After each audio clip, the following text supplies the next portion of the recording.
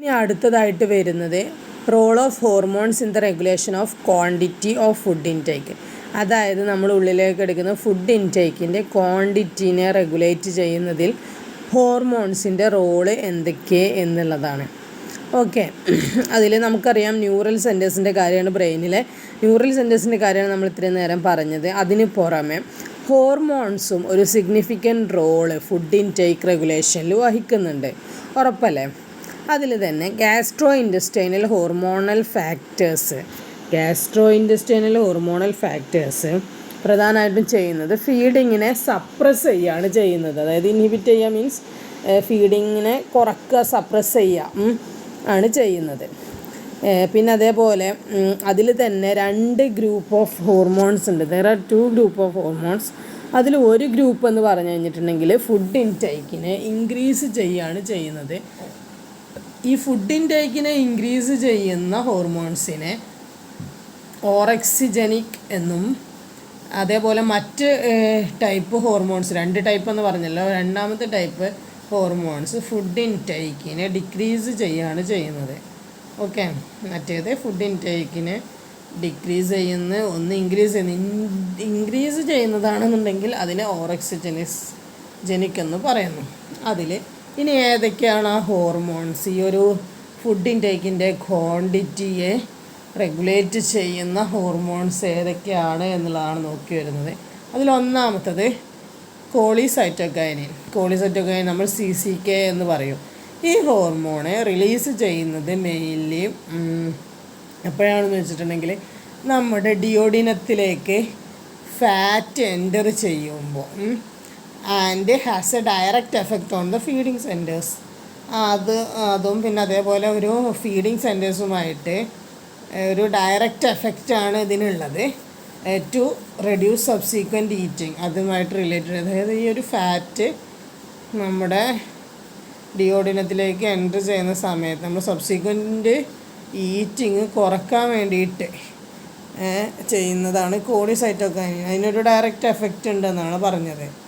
Okay, അപ്പോൾ ഇത് ഫാറ്റിൻ്റെ presence നമ്മൾ ഡിയോഡിനത്തിൽ വരുന്ന സമയത്ത് തന്നെ ഇത് ആക്ട് ചെയ്ത് തുടങ്ങുന്നുണ്ട്. ഇതിൻ്റെ പണി എന്ന് പറഞ്ഞു കഴിഞ്ഞിട്ടുണ്ടെങ്കിൽ വല്ലാണ്ട് ഫുഡ് കഴിപ്പിക്കാതിരിക്കുക, ഫീഡിങ്ങിനെ സപ്രസ് ചെയ്യുക എന്നുള്ളതാണ്. അപ്പോൾ സ്റ്റഡീസ് എക്സ്പെരിമെൻ്റൽ ആനിമൽസിൽ നടത്തിയിട്ടുള്ള സ്റ്റഡീസ് സജസ്റ്റ് ചെയ്യുന്നത് എന്താണെന്ന് വെച്ചിട്ടുണ്ടെങ്കിൽ ഈ കോളിസൈറ്റോകൈനിൻ ഫീഡിങ്ങിനെ ഡിക്രീസ് ചെയ്യുന്നത് മെലാനോകോർട്ടിൻ പാത്വേ, ഹൈപ്പോതലാമസിലെ മെലാനോകോർട്ടിൻ പാത്വേയുടെ ആക്ടിവേഷനിലൂടെയാണ്. മെലാനോകോർട്ടിൻ എന്ന് പറയുന്നത് ശരിക്കും ഒരുപാട് ചില ഹോർമോൺസൊക്കെ കൂടിയിട്ടുള്ള ഇതാണ്, പെപ്റ്റൈഡ് ഹോർമോൺസിൻ്റെ ഒരു ഇതാണ്, പാത്വേ ആണ്. അതായത് നമ്മളിപ്പോൾ അഡ്രിനോകോർട്ടിക്കോട്രോപ്പിൻസ് ഉണ്ടല്ലോ, ഈ അഡ്രിനോകോർട്ടിക്കോട്രോപ്പിൻസൊക്കെ മെലാനോകോർട്ടിനിൽ വരുന്നതാണ്. അപ്പോൾ മെലാനോകോർട്ടിൻ്റെ പാത്വേ ഹൈപ്പോതലാമസിൽ എന്ന് പറയുമ്പോൾ അങ്ങനെയുള്ള പെപ്റ്റൈഡ് ഹോർമോൺസ്, കുറച്ച് ഹോർമോൺസിൻ്റെയൊക്കെ പാത്വേ ആണ്. അപ്പോൾ അതിനെ ആക്ടിവേറ്റ് ചെയ്തിട്ടാണ് ഇത് ഫീഡിങ്ങിനെ നിർത്തുന്നത് എന്നാണ്, ഫീഡിങ്ങിനെ ഡിക്രീസ് ചെയ്യുന്നത് എന്നാണ് പറയുന്നത്. അത് കോളിസൈറ്റോകൈനിൻ. ഓക്കെ, ഇനി രണ്ടാമത്തതെന്ന് പറയുന്നത് പെപ്റ്റൈഡ് YY ആണ്. ഈ PYY പെപ്റ്റൈഡ് YY ഇത് സെക്രീറ്റ് ചെയ്യുന്നത് എൻ്റയർ ഗ്യാസ്ട്രോ ഇൻറ്റസ്റ്റൈനൽ ട്രാക്റ്റിൽ നിന്നാണ്. ഗ്യാസ്ട്രോ ഇൻറ്റസ്റ്റൈനൽ ട്രാക്റ്റ് മൊത്തത്തിൽ അതിൽ നിന്നാണ് ഇത് സെക്രീറ്റ് ചെയ്യുന്നത്. പക്ഷേ എസ്പെഷ്യലി അതിൽ തന്നെ ഗ്യാസ്ട്രോ ഇൻറ്റസ്റ്റൈനൽ ട്രാക്റ്റിൽ തന്നെ എസ്പെഷ്യലി ഇലിയവും കോളൻ ആൻഡ് ഇലിയം കേട്ടിട്ടുണ്ടാവും, ഡൈജസ്റ്റീവ് ട്രാക്റ്റിൽ വരുന്ന ഭാഗങ്ങളാണ്. അപ്പോൾ ഈ ഇലിയം ആൻഡ് കോളനിൽ നിന്നാണ് പ്രത്യേകിച്ച് ഗ്യാസ്ട്രോ ഇൻറ്റസ്റ്റൈനൽ ട്രാക്റ്റിൽ തന്നെ ഏറ്റവും കൂടുതലായിട്ട് അല്ലെങ്കിൽ പ്രധാനമായിട്ടും ഇലിയം ആൻഡ് കോളനാണ്. ഇത് ഫുഡ് ഇൻടേക്ക് ഈ PYYയുടെ റിലീസിനെ സ്റ്റിമുലേറ്റ് ചെയ്യും. നമ്മൾ ഫുഡ് ഇൻടേക്ക് ചെയ്യുന്നത് PYYയെ റിലീസ് ചെയ്യാൻ കാരണമാകും. എന്നിട്ട് ബ്ലഡിലെ കോൺസെൻട്രേഷൻ, ഈ PYYയുടെ ബ്ലഡിലെ കോൺസെൻട്രേഷൻ റൈസ് ചെയ്തൊരു പീക്ക് ലെവല് ഒരു മണിക്കൂർ മുതൽ 2 മണിക്കൂർ നമ്മളൊരു ഭക്ഷണം കഴിച്ച് അത് ഇൻജസ്റ്റ് ചെയ്തതിന് ശേഷം ഒരു 1-2 മണിക്കൂറിൻ്റെ ഉള്ളിൽ, അതായത് ആ ഒരു സമയം കൊണ്ട് ഒരു ഭക്ഷണം കഴിച്ച ഒരു 1-2 മണിക്കൂറിൻ്റെ ഉള്ളിൽ ബ്ലഡിൽ ഇതിൻ്റെ കോൺസെൻട്രേഷൻ പീക്ക് ലെവലായിട്ടുണ്ടാകും. ഈ പീക്ക് ലെവൽ PYY എന്താ ചെയ്യണമെന്ന് വെച്ചാൽ influenced by the number of calories. ഇത് നമ്മുടെ കലോറി പറയുമ്പോൾ എനർജി ഇതാക്കുന്നതാണ്. അപ്പോൾ ആ ഒരു ഇൻഫ്ലുവൻസ് എന്ന number of calories ingested the composition of the food with higher level of PYY observed. അതായത് ഇത് ഈ ഒരു കലോറി ഇൻജസ്റ്റ് ചെയ്തതിൻ്റെ കോമ്പോസിഷൻ ഫുഡിൽ നോക്കിയിട്ട് അതിനെ ഇൻഫ്ലുവൻസ് ചെയ്യാണ് ചെയ്യുന്നത്. ഹയർ ലെവൽ PYY ഉണ്ടെങ്കിൽ ഒബ്സർവ് ചെയ്ത് കഴിഞ്ഞിട്ടുണ്ടെങ്കിൽ നമ്മൾ ഭക്ഷണത്തിന് ശേഷം മീൽസിന് ശേഷം ഹയർ ലെവൽ PYY ഉണ്ട് എന്നുണ്ടെങ്കിൽ അത് കാണിക്കുന്നത് നമ്മുടെ ശരീരത്തിൽ ഒരു ഹൈ ഫാറ്റ് കണ്ടൻറ്റ് ഉണ്ട് എന്നാണ്. ഓക്കെ, അപ്പോൾ ഫാറ്റ് കണ്ടൻറ്റ് കൂടുതലായിട്ടുണ്ട്. പിന്നെ നമ്മൾ അതിലൂടെ എന്താ ചെയ്യുന്നത്, അവിടെ ഫുഡ് കഴിക്കാണ്ടിരിക്കുക തന്നെയാണ് ചെയ്യുന്നത്. അതിന് തന്നെയാണ് ഈ ഒരു പെപ്റ്റൈഡ് YY എന്ന് പറഞ്ഞിട്ടുള്ള ഹോർമോൺ വരുന്നതും. പിന്നെ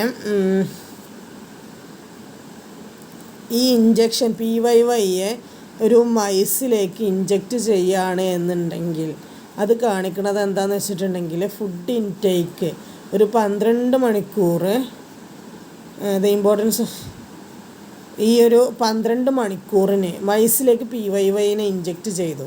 എന്നിട്ട് എക്സ്പീരിയൻസ് നടത്തിയ സമയത്ത് കണ്ടത് എന്താണെന്ന് വെച്ചിട്ടുണ്ടെങ്കിൽ ഫുഡ് ഇൻടേക്ക് ഒരു 12 മണിക്കൂർ അതിൽ കൂടുതലൊന്നും അവർ എന്ത് ചെയ്തിട്ടില്ല, അത് ഡിക്രീസ് ചെയ്യുകയാണ് ചെയ്തത് ആ ഫുഡ് ഇൻടേക്കിനെ.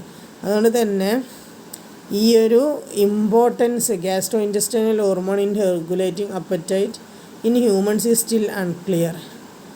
അപ്പോൾ ഇതിലൂടെ ഈ ഒരു ഗ്യാസ്ട്രോ ഇൻറ്റെസ്റ്റൈനൽ ഹോർമോണ് അപ്പറ്റൈറ്റിനെ റെഗുലേറ്റ് ചെയ്യുന്നത് എന്തിനാണ് എന്നുള്ളത് ഇപ്പോഴും ക്ലിയർ അല്ല. അതായത് ഇതിൽ കാണിക്കുന്നത് എന്താണെന്ന് വെച്ചിട്ടുണ്ടെങ്കിൽ ആ ഒരു ഫുഡ് ഇൻടേക്ക് അതിനെ എന്താ ചെയ്യുക ചെയ്യണത്, സപ്രസ് ചെയ്യുക, ഡിക്രീസ് ചെയ്യുകയാണ് ചെയ്യുന്നത് എന്നാണ് കണ്ടത്. അപ്പോൾ ഈ പെപ്റ്റൈഡ് ഹോർമോണും അങ്ങനെയാണ്, അത്ര ഉള്ളൂ. അതിപ്പോൾ ഇനി വേറെ ഒന്നും അറിയാനൊന്നുമില്ല. അപ്പോൾ ഈ ഒരു അതായത് ഹ്യൂമൻ ബീയിങ്ങിൽ നമ്മളങ്ങനെ എക്സ്പെരിമെൻറ്റ്സും കാര്യങ്ങളൊന്നും കണ്ടക്ട് ചെയ്തിട്ടില്ല. അപ്പോൾ മൈസിൽ നമ്മൾ കണ്ടക്ട് ചെയ്ത സമയത്ത് കണ്ടൊരു കാര്യം എന്ന് പറഞ്ഞു കഴിഞ്ഞിട്ടുണ്ടെങ്കിൽ 12 മണിക്കൂർ അതിൽ കൂടുതലോ ഭക്ഷണം കഴിച്ചില്ല എന്നുണ്ടെങ്കിലും എന്ത് ചെയ്യുന്നില്ല, ആ ഒരു ഭക്ഷണത്തിൻ്റെ ആ ഒരു അളവിനെ ഡിക്രീസ് ചെയ്യാൻ PYY ഇൻജക്റ്റ് ചെയ്യുമ്പോൾ കഴിയുന്നുണ്ട് എന്നുള്ളതാണ് കണ്ടെത്തിയിട്ടുള്ളത്. ഓക്കെ,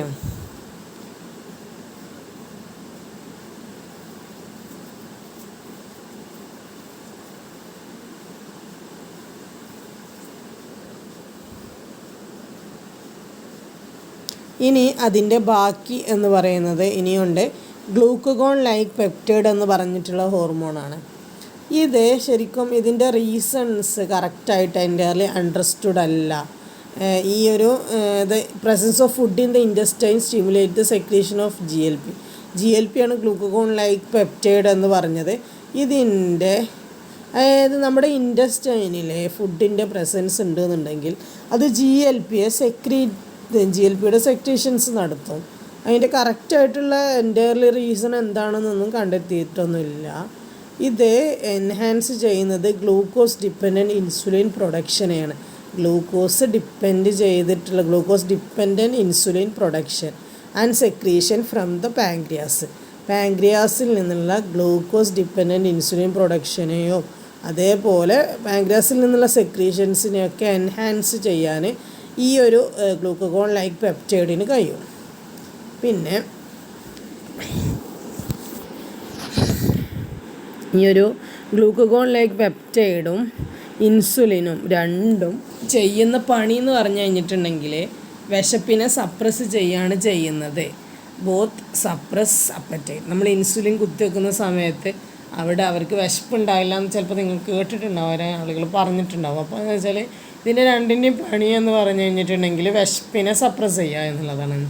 ഈ ഒരു ഇതിൽ eating a meal stimulates the release of several gastro intestinal hormones that may induce satiety and reduce further intake of food. അതുകൊണ്ട് തന്നെ ഈ ഒരു മീലിന് നമ്മൾ ഈറ്റ് ചെയ്യുന്നത്, ഭക്ഷണം കഴിക്കുന്നത് സ്റ്റിമുലേറ്റ് ചെയ്യുന്നുണ്ട് ചില നമ്മൾ നേരത്തെ പറഞ്ഞ കാര്യം തന്നെ ഗ്യാസ്ട്രോ ഇൻറ്റസ്റ്റൈനൽ ഹോർമോൺസിനെ. അത് സറ്റൈറ്റി എന്ന് പറഞ്ഞു കഴിഞ്ഞാൽ നമ്മൾ പറഞ്ഞു ആ ഒരു പൂർണ്ണത, അതേപോലെ ആൻഡ് ചിലത് എന്ത് ചെയ്യുന്നുണ്ട്, സറ്റേറ്റ് ഇതാക്കുന്നുണ്ട്. ആൻഡ് ചിലത് reduce further intake of food. അല്ല, ഇത് അതിൽ കൂടുതലും ഇങ്ങനെ വരുന്ന ഗ്യാസ്ട്രോ ഇൻറ്റസ്റ്റൈനൽ ഇത് എന്ത് ചെയ്യുന്നുണ്ട്, ആ ഒരു ഇപ്പോൾ പറഞ്ഞ കാര്യം എന്ന് പറഞ്ഞു കഴിഞ്ഞാൽ സറ്റേറ്റ് ഉണ്ടാക്കിയിട്ട് ഫുഡ് ഇൻടേക്കിനെ അവരെന്ത് ചെയ്യുകയാണ് ചെയ്യുന്നത്, റെഡ്യൂസ് ചെയ്യുകയാണ് ചെയ്യുന്നത്. അതിനാണല്ലോ ഇപ്പോൾ നമ്മൾ പെപ്റ്റൈഡിനെയും ഇൻസുലിനെ കുറിച്ചും പറഞ്ഞത്. അപ്പോൾ ഇതാണ് ഈ ഒരു ഹോർമോൺ ഗ്ലൂക്കഗോൺ ലൈക്ക് പെപ്റ്റൈഡ്. ഇനി ഏറ്റവും ലാസ്റ്റ് ഗ്രേലിനാണ്. ഗ്രേലിൻ എന്ന് പറഞ്ഞ് നമ്മളങ്ങനെ വല്ലാണ്ട് കേട്ട് പരിചയമൊന്നും ഉണ്ടാവില്ല. ഇതൊരു ഗ്യാസ്ട്രോ ഇൻറ്റസ്റ്റൈനൽ ഹോർമോണാണ്. ഗ്രേലിൻ അത് ഫീഡിങ്ങിൻ്റെ ടൈമിൽ ഇൻക്രീസ് ചെയ്യും. ഫീഡിങ്ങിൻ്റെ ടൈമിൽ ഇൻക്രീസ് ചെയ്യുന്നല്ല, ഇത് ഫീഡിങ്ങിനെ ഇൻക്രീസ് ചെയ്യും. ഈ ഒരു ഗ്രേലിൻ എന്ന് പറഞ്ഞിട്ടുള്ള ഗ്യാസ്ട്രോ ഇൻറ്റസ്റ്റൈനൽ ഹോർമോണ് ഫീഡിങ്ങിന് ഇൻക്രീസ് ചെയ്യും. ഇത് റിലീസ് ചെയ്യുന്നത് മെയിൻലി ബൈ ഓക്സിൻറ്റിക് സെൽസാണ്. നമ്മൾ പറഞ്ഞിട്ടുണ്ടായിരുന്നു, പറഞ്ഞില്ല, നമ്മുടെ സ്റ്റൊമക്കിലുള്ള ഓക്സിൻറ്റിക് സെൽസ് ഉണ്ട്. ഈ ഓക്സിൻറ്റിക് സെൽസാണ് ഈ ഒരു ഗ്രേലിനെ എന്താ പറയുക മെയിൻലി റിലീസ് ചെയ്യുന്നത്. പിന്നെ അതേപോലെ എന്നുവെച്ചാൽ കൂടുതലും അല്ല കുറവും അല്ല ബൈ ദ ഇൻറ്റസ്റ്റൈൻ. അതായത് ആ ഒരു എന്താ പറയുക കൂടുതലോ കുറവെന്നുള്ള ആ ഒരു കൺട്രോളും കാര്യങ്ങളൊക്കെ ഇതാക്കുന്നത് ഓക്സിൻറ്റിക് സെൽസ്. എന്നാൽ ഒരുപാടൊന്നും അല്ലെങ്കിലും കുറഞ്ഞ അളവിൽ നമ്മുടെ ഇൻറ്റസ്റ്റൈനും, നമ്മളിപ്പോൾ പറഞ്ഞത് സ്റ്റൊമക്കിൻ്റെ കാര്യമാണ് പറഞ്ഞത്, സ്റ്റൊമക്കിൽ നിന്ന് റിലീസ് ചെയ്യുന്നതെന്നാണ് പറഞ്ഞത്. അത് മാത്രമല്ല അതിൻ്റെ കൂടെ തന്നെ ഒരുപാടൊന്നും ഇല്ലെങ്കിലും കുറച്ച് ഇൻറ്റസ്റ്റൈനിൽ നിന്നും സെക്രീറ്റ് ചെയ്യുന്നുണ്ട്.